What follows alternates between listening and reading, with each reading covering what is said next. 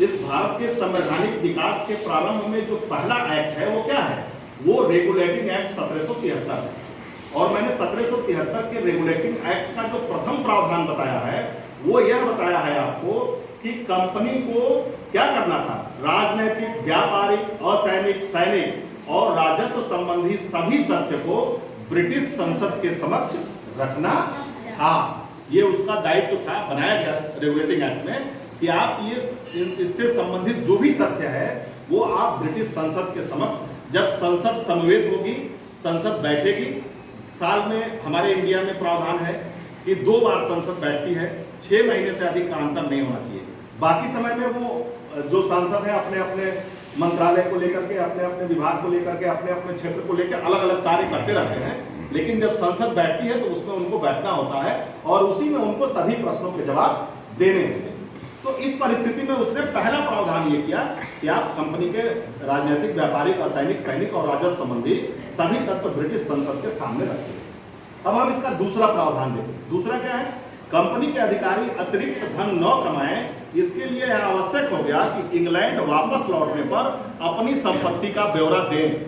ठीक है, दूसरा प्रावधान क्या हो गया? यही जो अभी मैं आपको समझा रहा था, अतिरिक्त धन जो कमा के आए और अपने घर ना रख लें, इसके लिए क्या जरूरी हुआ कि वह जब इंडिया से वापस इंग्लैंड लौटे तो अपनी संपत्ति का ब्यौरा दें।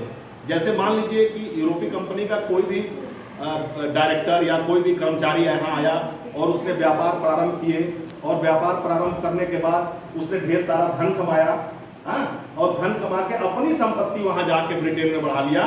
इसीलिए उसने क्या कहा कि आप अपनी संपत्ति का ब्यौरा देंगे।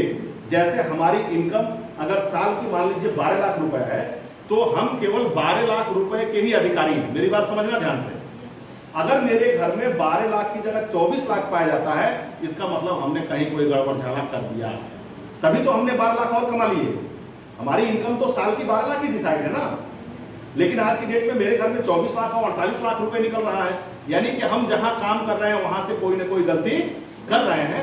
तो रेगुलेटिंग एक्ट का दूसरा प्रावधान यह था कि जब ये लोग वापस लौटेंगे इंडिया से इंग्लैंड तो अपनी संपत्ति का ब्यौरा संसद के समक्ष रखेंगे, देंगे। ठीक, तीसरा क्या था? इस एक्ट के अंतर्गत बंगाल के गवर्नर को कंपनी के संपूर्ण भारतीय क्षेत्र का गवर्नर जनरल नियुक्त कर दिया गया।